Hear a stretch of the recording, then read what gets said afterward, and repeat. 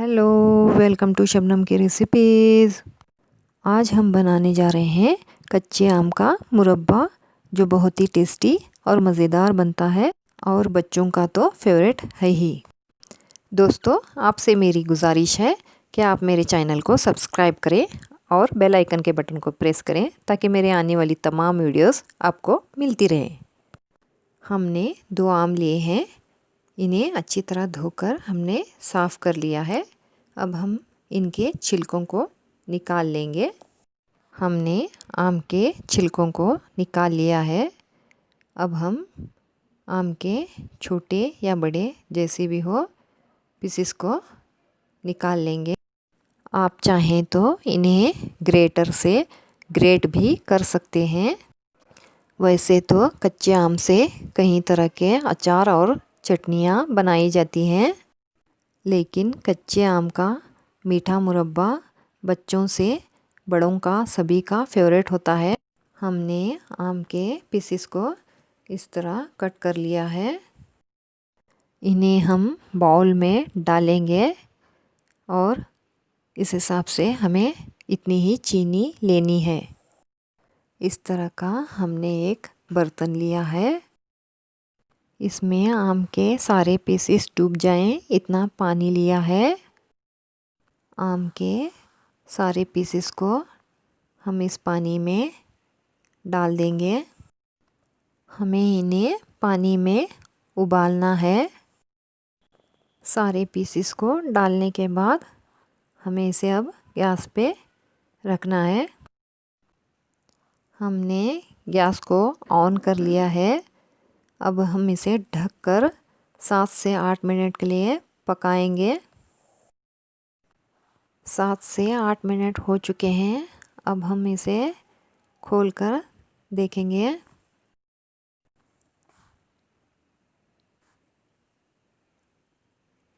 आम के pieces soft हो चुके हैं। अब हम इन्हें नितार लेंगे। हमने एक बर्तन लिया है, इस पर छन्नी को रख दिया है। अब हम इसे नितार लेंगे। देखिए, हमने पानी को पूरी तरह नितार लिया है।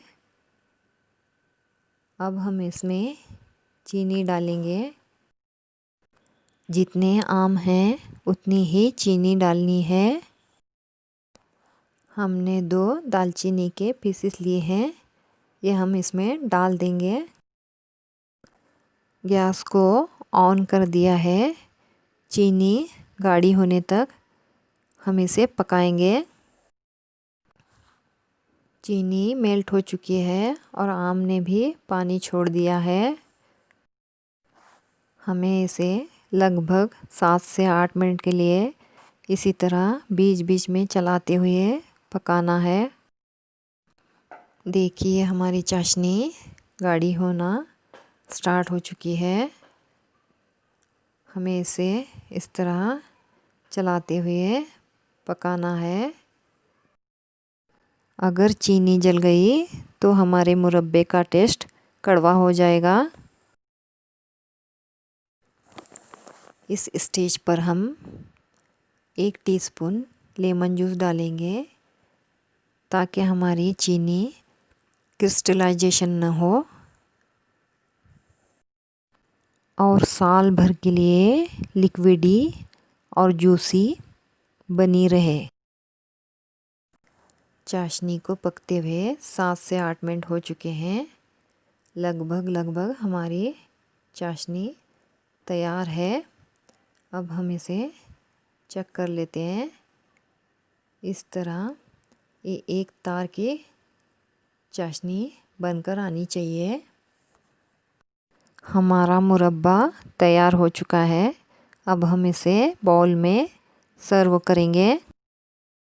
अगर आपको हमारी ये रेसिपी अच्छी लगी तो प्लीज़ लाइक कीजिए और शेयर कीजिए।